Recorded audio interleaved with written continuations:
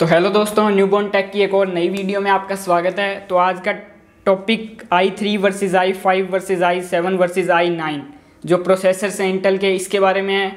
Title और thumbnail आपने देख ही लिया है, तो चलिए शुरू करते हैं। और आज बात करने वाले हैं इन चारों प्रोसेसर्स के बारे में। चारों प्रोसेसर्स की सीरीज़ है जो कि इंटेल द्वारा चलाई जाती है, इसके बारे में कि क्या डिफरेंसेस हैं, कौन सा आपको लेना चाहिए, और कुछ फैक्ट्स भी बताएंगे i5, i3, i7 और i9 के बारे में। तो चलिए शुरू करते हैं।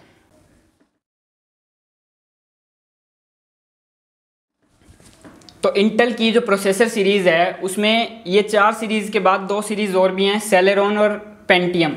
उसके बारे में आज हम नहीं बात करने वाले हैं। तो आज सिर्फ बात करेंगे 4 सीरीज़ i3, i5, i7 और i9 के बारे में। तो पहले हम जब i3, i5, i7, i9 की वीडियोस देखते थे या जो भी बनाते थे लोग यूट्यूबर्स, तो वो ये एक्सप्लेन करते थे कि i3 है वो 2 कोर है, उसमें 4 थ्रेड हैं, या 2 कोर 2 थ्रेड हैं। ऐसे ही i5 भी 4 core 4 thread, i7 4 core 8 thread, i9 तो चलो बाद में 2017 में लॉन्च हुआ, इसके बारे में तो वीडियोज़ अभी भी कम है। तो क्या ये सही थी? आज फैक्ट्स की बात करने वाले हैं। पहले क्या ये सही थी? i3 जब तक 8 जनरेशन नहीं आया था तब तक ये बात सही थी कि उसमें 2 कोर 2 थ्रेड थे या 2 कोर 4 थ्रेड भी थे, 8 जनरेशन के आने तक, 7 जनरेशन तक। पर जैसे इंटेल ने i3 का 8 जनरेशन लॉन्च किया तो उसमें इन्होंने कोर्स भी बढ़ा दिए, थ्रेड्स भी। उसके बाद i3 भी क्वाड कोर बन चुका था, 4 कोर 4 थ्रेड i3 में आ चुके थे। और अब जब i3 10th और 11th जनरेशन आ चुकी है तो 4 कोर 8 थ्रेड भी आ चुके हैं i3 के एक प्रोसेसर में। और जो कि i5 है उसमें 6 कोर 12 थ्रेड तक आ चुके हैं, जो कि पहले क्वाड कोर था। और एक फैक्ट ये भी है कि जो i5 प्रोसेसर था वो हमेशा 4 कोर नहीं था, उसमें भी 2 कोर भी आते थे। 2 कोर वाला i5 भी प्रेजेंट है मार्केट में, क्योंकि जो मोबाइल प्रोसेसर्स होते हैं, मोबाइल प्रोसेसर्स मतलब मोबाइल के लिए यूज़ होने वाले प्रोसेसर्स नहीं, जो लैपटॉप में यूज़ होते हैं प्रोसेसर्स इंटेल या AMD की तरफ से आने वाले, उनको भी मोबाइल प्रोसेसर कहते हैं, क्योंकि उनका साइज़ बहुत ही छोटा होता है, डायरेक्ट मदरबोर्ड पे वो प्लेस हो जाते हैं, इसके लिए उनको मोबाइल प्रोसेसर्स भी कहा जाता है। तो ये जो प्रोसेसर थे इनमें i5 में भी 2 कोर 4 थ्रेड मिलते थे हमको, और कुछ ऐसे प्रोसेसर्स थे i7 सीरीज़ के जो कि मोबाइल प्रोसेसर थे, और उसमें i7 में भी हमको 2 कोर मिलते थे। तो इसको हम इस तरह डिफाइन नहीं कर सकते i3, i5, i7 को कि i3 2 कोर 2 थ्रेड या 2 कोर 4 थ्रेड है, i5 4 कोर 4 थ्रेड है, i7 4 कोर 8 थ्रेड या 8 कोर 8 थ्रेड है। इस तरह हम इस चीज़ को डिफाइन नहीं कर सकते। आज इसकी फुल डिटेल्स देने वाला हूँ, इसलिए मैंने इस वीडियो को बनाया है। पहले बहुत सारी वीडियोस देखी हैं आपने, उसमें यही डिफाइन है, क्योंकि पहले था ये, अब नहीं है, अब बदल चुका है। अब i3 भी 4 कोर का बन चुका है, i5 6 और 8 कोर का भी आ चुका है, और i7 वो पहले 4 कोर 8 थ्रेड था, अब 8 कोर हो चुका है, 12 थ्रेड भी आते हैं उसमें। तो ये सब सीरीज़ जो मतलब इस डिफाइंस नहीं कर सकते हम, इससे डिफाइन फैक्टर्स बदल चुके हैं। हर फैक्टर को देखना पड़ता है हमको कि उसकी TDP क्या है, मैक्स फ्रीक्वेंसी क्या है, मोबाइल प्रोसेसर है या डेस्कटॉप प्रोसेसर है, यूज़ हमको किस में करना है, हमको किस लिए, हमको PC बिल्ड करना है तो कौन सा लें, लैपटॉप बिल्ड करना है तो कौन सा लें। बहुत सारे फैक्टर्स अब देखने पड़ते हैं। पर हाँ, एक फैक्टर ये है कि i3 है वो मतलब उसमें सबसे आप ज़्यादा कोर वाला ले लोगे तो भी वो एक मतलब बेस प्रोसेसर माना जाएगा। इंटेल की जो सीरीज़ है उसका बेस प्रोसेसर है i3,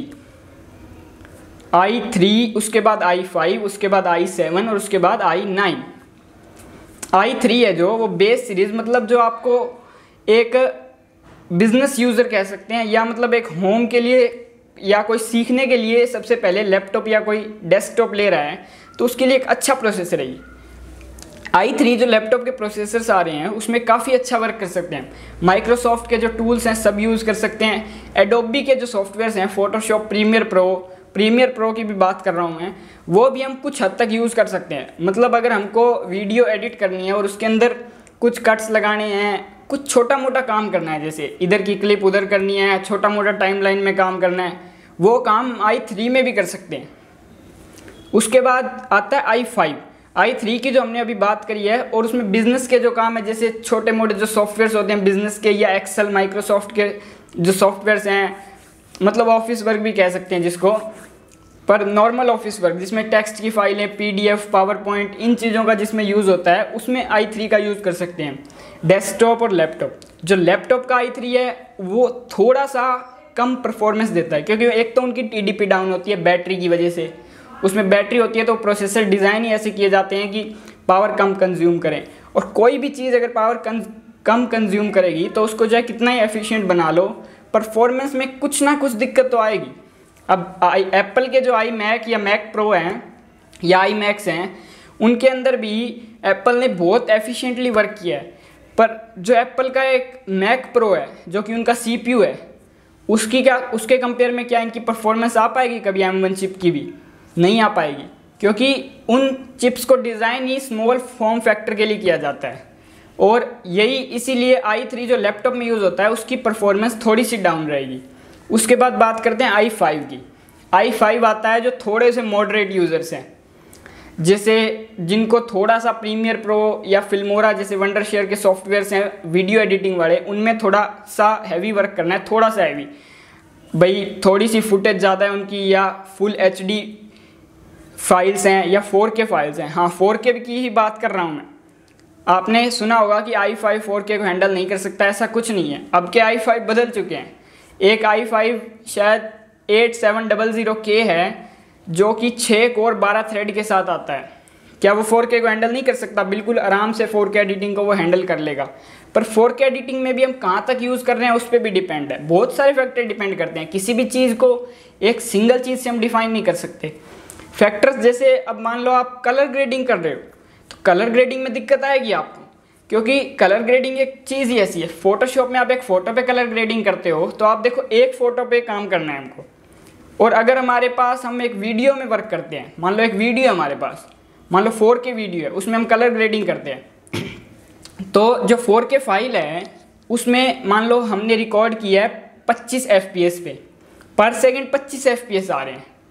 उसके बाद आप टोटल करो, अगर 5 मिनट की भी वीडियो है तो कितने FPS हो गए, कितने फ्रेम्स हो गए, कितने फ्रेम्स पे कलर ग्रेडिंग होनी है। फोटोशॉप में एक जो अगर हमारे पास बड़ी पिक्चर हो 18-20 MB की, तो भी फोटोशॉप भी लैग कर जाता है। मतलब i5 में फोटोशॉप भी लैग कर सकता है अगर बड़ी पिक्चर है, रॉ फाइल है उसमें। वो तो वीडियो है, इतने सारे फ्रेम्स पे काम होना है। तो मतलब ये चीज़ें बहुत सारे फैक्टर्स पे डिपेंड करती हैं। हम ये सीधा नहीं कह सकते कि आप मॉडरेट यूज़र तो आप i5 ले लो। मान लो आप मॉडरेट यूज़र हो, थोड़ी सी कलर ग्रेडिंग पे वर्क करना चाहते हो तो आपको दिक्कत आएगी। हाँ, बहुत हद तक हैंडल कर लेगा। जो i5 लेटेस्ट हैं 10th या 11th जनरेशन, वो बहुत मतलब हाइयर तक भी हैंडल कर लेंगे। मतलब 10 मिनट तक की आप ऐसे मान लो कि 10 से 15 मिनट की जो फुटेज है 4K की, उसमें आप कलर ग्रेडिंग वगैरह करते हो तो हैंडल कर लेंगे। पर उसके बाद बात आती है मोशन ग्राफिक्स की। मोशन ग्राफिक्स भी यूज़ करते हैं वीडियोस में। आपने बहुत देखा होगा कि कहीं से ऐसे स्लाइड शो आ रही है, ऊपर से स्लाइड शो आ रही है, लोगो गिर रहा है, टेक्स्ट उड़ के आ रहा है। जो एनिमेशंस होती हैं उन सब का एक मोशन ग्राफिक्स बनाते हैं, एक टेम्पलेट बनाते हैं। बहुत सारी साइट्स भी प्रोवाइड करती हैं हमको, फ्री में भी साइट्स प्रोवाइड करती हैं। कुछ साइट्स हैं जो फ्री में आपको मोशन ग्राफिक टेम्पलेट्स देगी, उसका लिंक डिस्क्रिप्शन में दे दूंगा, आप चेक कर लेना। तो मोशन ग्राफिक्स, अगर आप मोशन ग्राफिक्स पे वर्क कर रहे हो, थोड़ा सा हैवी वर्क मोशन ग्राफिक्स पे, तो आपको दिक्कत आएगी, 100% आपको दिक्कत आएगी, क्योंकि मोशन ग्राफिक्स हैवी लोड हो जाता है। ग्राफिक्स, जहाँ ग्राफिक्स वर्ड आ जाता है वहाँ हैवी हो जाता है। अगर आप i5 के भी फैक्टर्स ऐसे हैं, जैसे आप i5 लैपटॉप में यूज़ कर रहे हो, चाहे आपके पास 4 कोर 8 थ्रेड वाला i5 है आपके पास, ऐसा एक वेरिएंट है मान लो जिसमें 4 कोर 8 थ्रेड हैं, तो भी आपको दिक्कत आ सकती है। क्योंकि लैपटॉप में सबसे बड़ी दिक्कत क्या होती है? ग्राफिक कार्ड की। ग्राफिक कार्ड उसमें बहुत ही लो एंड या इंटीग्रेटेड यूज़ किया जाता है। हाँ, कई बड़े लैपटॉप्स हैं, उनकी मैं बात नहीं कर रहा, मैं एक बिजनेस क्लास लैपटॉप की बात कर रहा हूँ, जो मतलब स्लिम टाइप्स लैपटॉप होते हैं।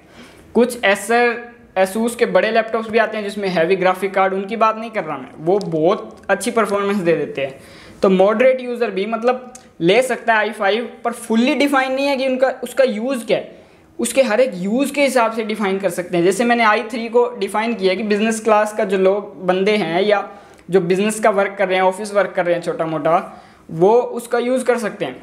अब i5 को भी इसी तरह अगर मैं डिफ़ाइन करूँ, तो जिनको थोड़ी सी वीडियो एडिटिंग करनी है, कुछ कलर ग्रेडिंग पे भी काम करना है, 5 या 10 या 15 मिनट तक की उनकी फ़ाइल होती है ज़्यादा से ज़्यादा, वो i5 का जो लेटेस्ट जनरेशन है, हाँ लेटेस्ट जनरेशन ही लें, i5 मान लो आप सेकंड या थर्ड लेते हो, उसमें कुछ नहीं चलेगा, उससे बेस्ट होगा i3 8th जनरेशन ले लोगे आप, और i5 4th भी ले लोगे तो भी i3 8th उसको बढ़िया हैंडल करेगा, क्योंकि लेटेस्ट सॉफ्टवेयर्स हैं, रिसोर्सेज उनमें भी हर काम लेटेस्ट होता है।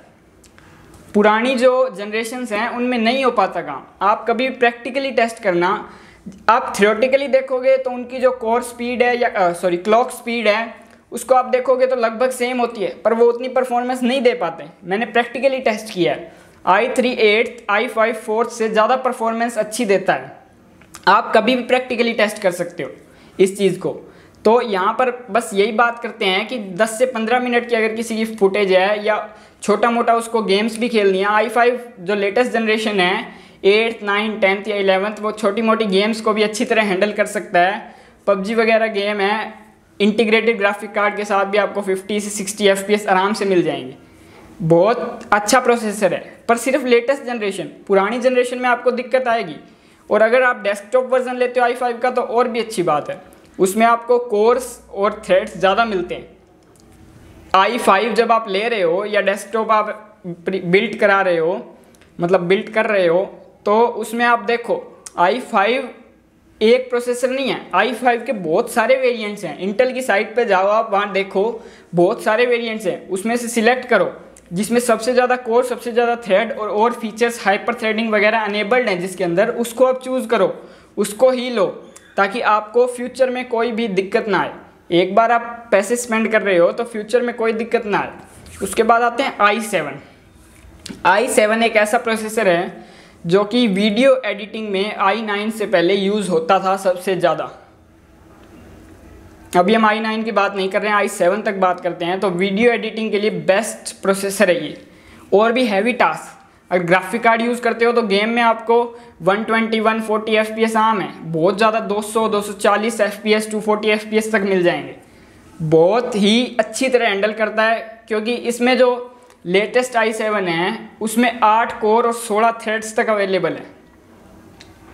तो हम i7 को, जो पुरानी YouTube पे वीडियोज़ हैं, उनको देख के ऐसे डिफाइन नहीं कर सकते कि 4 कोर 8 थ्रेड्स कोर्स बदल चुके हैं, अपडेट के साथ थ्रेड कोर बदल चुके हैं। नई जनरेशन में ज़्यादा कोर्स, ज़्यादा थ्रेड आ रहे हैं उन्हीं प्रोसेसर्स में जो कि ड्यूल कोर और कम थ्रेड होते थे, जिनके अंदर 2 कोर या 4 थ्रेड या 2 कोर 2 थ्रेड होते थे, उनमें भी अब 4 कोर 8 थ्रेड तक देखने को मिल रहे हैं।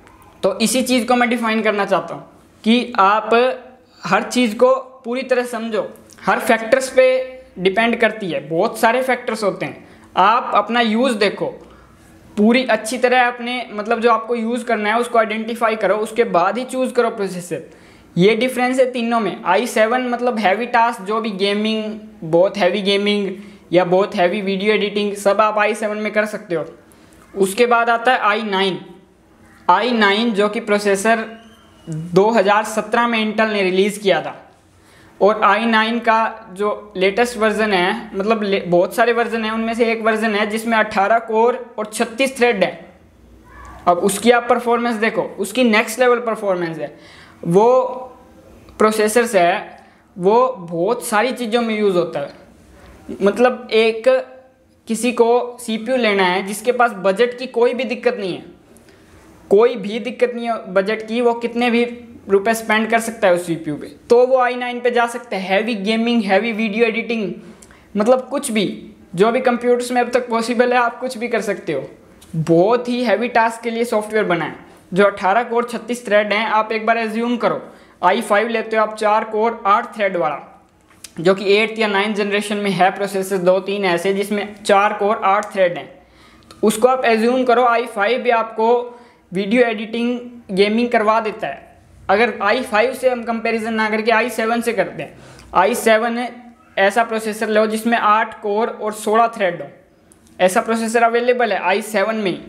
उसको आप i9, एक तो 8 कोर, एक आप देखो 16 कोर, डबल कोर्स, उसके बाद डबल थ्रेड्स। तो जो परफॉर्मेंस है i9 की वो नेक्स्ट लेवल है। i9 बहुत सारी जो हैवी गेमिंग्स, बहुत सारी गेम्स यूज़ करते हैं या पूरे दिन गेमिंग करते हैं, जो गेमर्स हैं यूट्यूब पे या और किसी भी प्लेटफॉर्म पे, वो इस प्रोसेसर का यूज़ करते हैं। जिनके पास बजट की कोई दिक्कत नहीं है, बस उनको परफॉर्मेंस चाहिए। आपके पास भी अगर बजट की कोई दिक्कत नहीं है, आपको सिर्फ परफॉर्मेंस चाहिए, तो आप इस प्रोसेसर को ले सकते हैं। i9 के बहुत सारे वेरिएंट्स हैं, आप चेक करें, आपकी अपनी प्राइस अपने बजट के हिसाब से देखें आपकी कितनी परफॉर्मेंस चाहिए। वैसे अभी तो बजट की बात हो रही है, तो हम तो यही बात कर रहे हैं कि जिसका बजट बहुत ज़्यादा है, तो आप बढ़िया से बढ़िया प्रोसेसर देखें i9 का। बहुत लिस्ट लें आप i9 की, बहुत सारे वेरिएंट्स हैं उसके अंदर। डेस्कटॉप अगर आप बिल्ड कर रहे हैं तो उसमें देखें सबसे ज़्यादा कोर थ्रेड कौन सा है प्रोसेसर, सबसे ज़्यादा TDP किसकी है, सबसे ज़्यादा फीचर्स किस में, हाइपर थ्रेडिंग वगैरह अनेबल्ड किस में है, आप सब में चेक कर सकते हैं। उसके बाद आप देखें कि आपको कौन सा लेना है। तो हम किसी भी प्रोसेसर को एक सिंगल चीज़ से डिफाइन नहीं कर सकते। भी 2 कोर या 2 थ्रेड, इसके बारे में बात कर चुके हैं हम। बहुत सारे फैक्टर्स हैं, तो अभी मैंने आपको सब फैक्टर्स बता दिए।